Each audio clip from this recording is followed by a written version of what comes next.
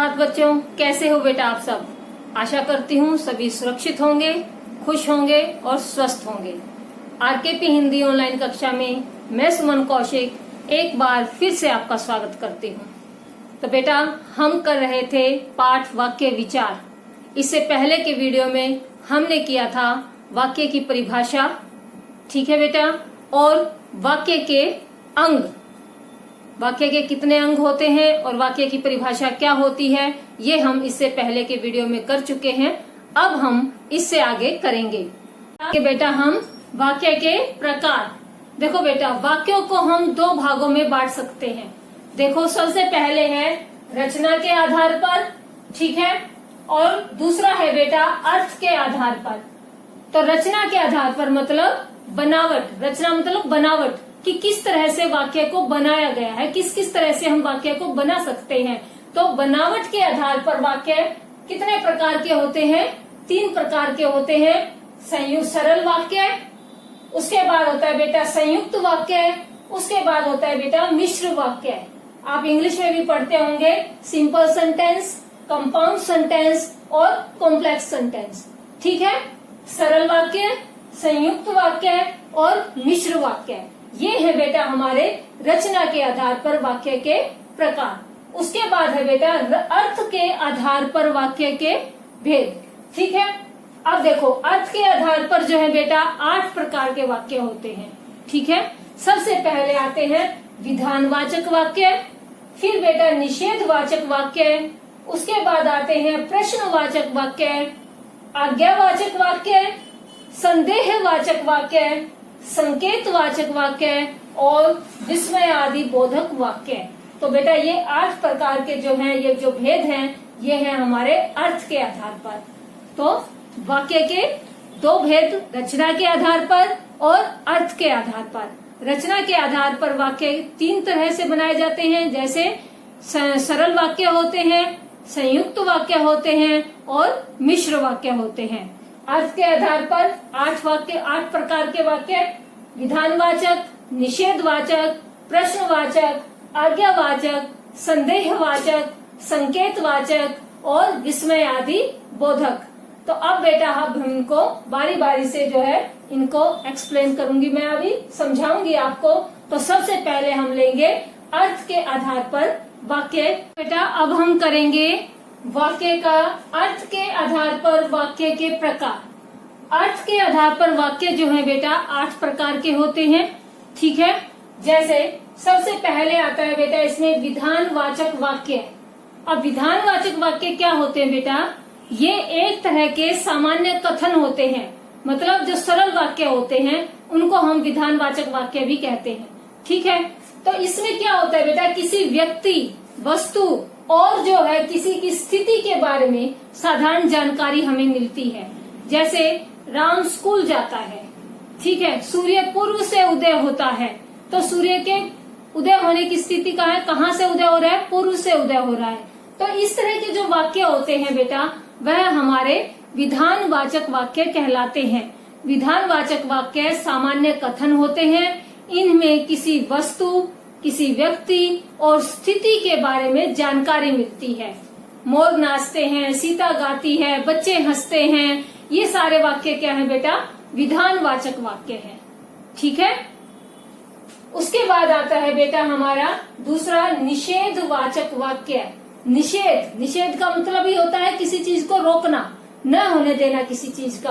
तो इंग्लिश में आप जिनको नेगेटिव सेंटेंस बोलते हैं, तो बेटा इन वाक्यों में जो होता है, जो क्रिया शब्द होता है उसके साथ नहीं का प्रयोग होता है, या हम ऐसे कह सकते हैं कि इन वाक्यों में किसी काम के नहीं होने का पता चलता है, नहीं होने की सूचना मिलती है। जैसे मैं स्कूल नहीं जाना चाहता, ठीक है, वह बाजार नहीं जाएगा, राम जी वन को नहीं जाएंगे, तो नहीं का प्रयोग हो रहा है। तो जहाँ पर नहीं का प्रयोग होता है क्रिया के साथ, किसी काम के न होने का पता चलता है, वह हमारे निषेधवाचक वाक्य कहलाते हैं, ठीक है बेटा। जैसे बच्चा स्कूल नहीं जाएगा, ठीक है, बच्चे शोर नहीं मचा रहे हैं, तो इस तरह के जो वाक्य होते हैं जहाँ नहीं का प्रयोग होता है वह हमारे निषेधवाचक वाक्य कहलाते हैं। उसके बाद आता है बेटा हमारा प्रश्नवाचक वाक्य।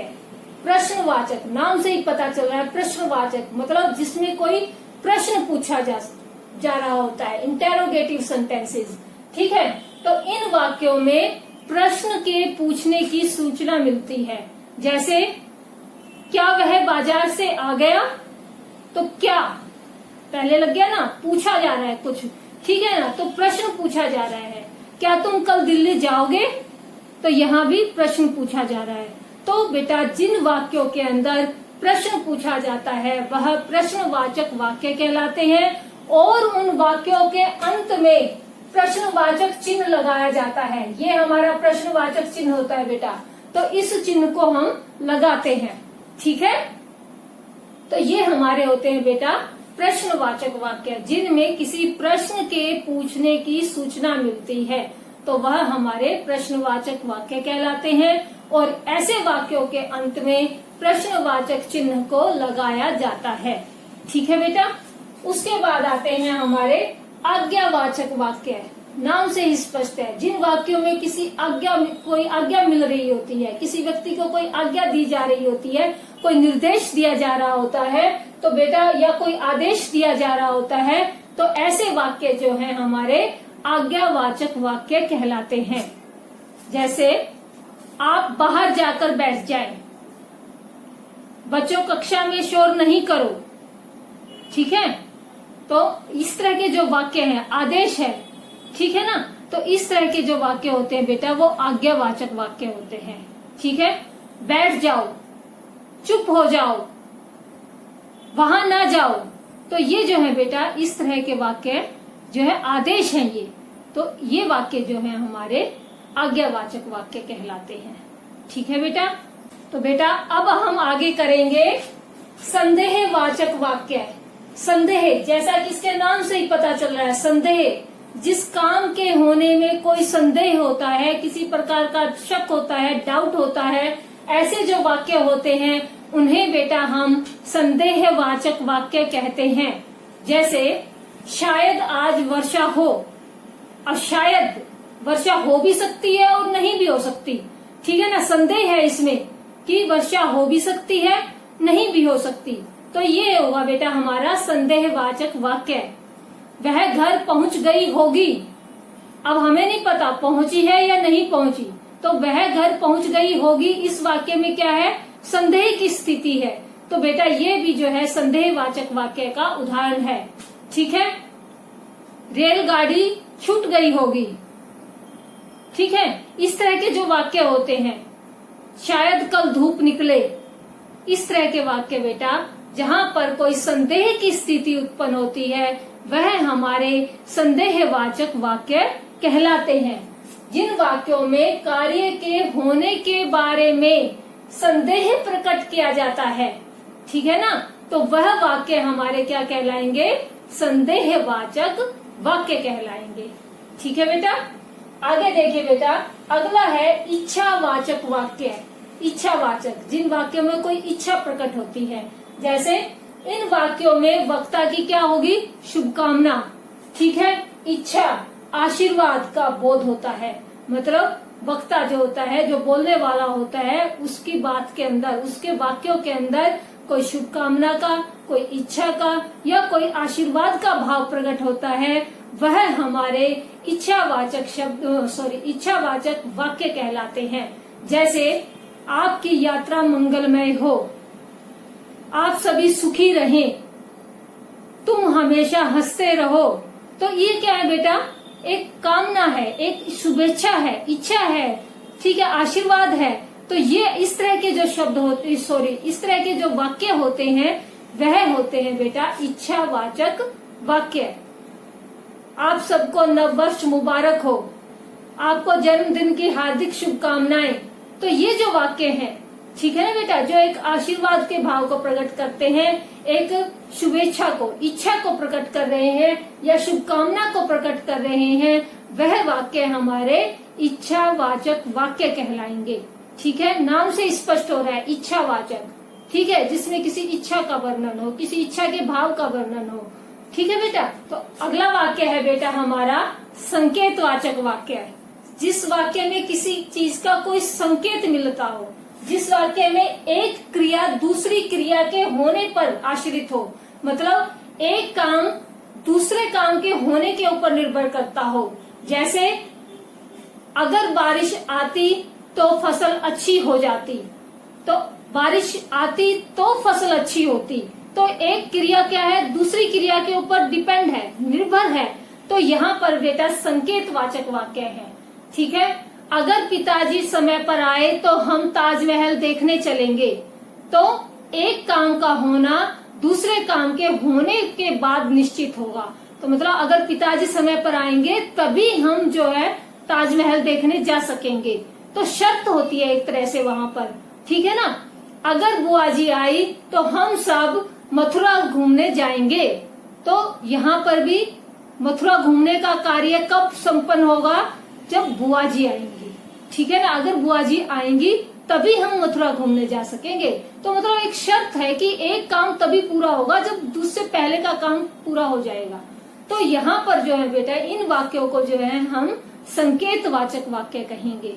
ठीक है, इन वाक्यों के अंदर एक क्रिया दूसरी क्रिया पर आश्रित होती है, मतलब एक काम का होना दूसरे काम के होने के ऊपर निर्भर करता है। समझ आ गया बेटा। उसके बाद आता है बेटा हमारा विस्मय आदि बोधक वाक्य। विस्मय, विस्मय का मतलब होता है हैरानी।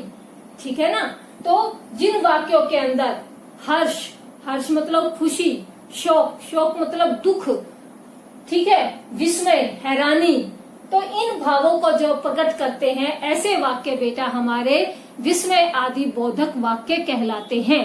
और इन वाक्यों के अंत में जो है बेटा विस्मय आदि बोधक चिन्ह लगता है। ये एक्सक्लेमेटरी साइन होता है ना जो बेटा, इस तरह से, तो ये जो है बेटा हमारा चिन्ह जो है इनमें लगता है। जैसे कि आह कितना सुंदर फूल है, वाह सहवाग ने क्या छक्का मारा।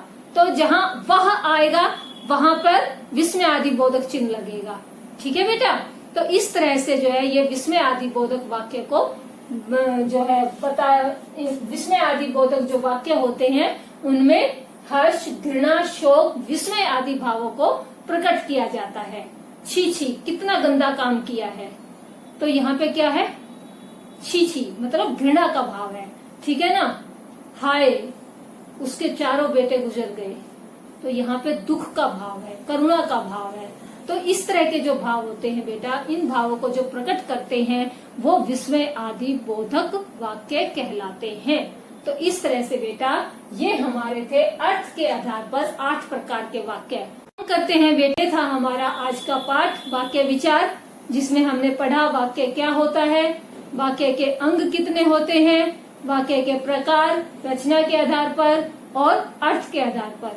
ठीक है बेटा, आज के लिए इतना ही। ओके बेटा, bye bye, have a nice day.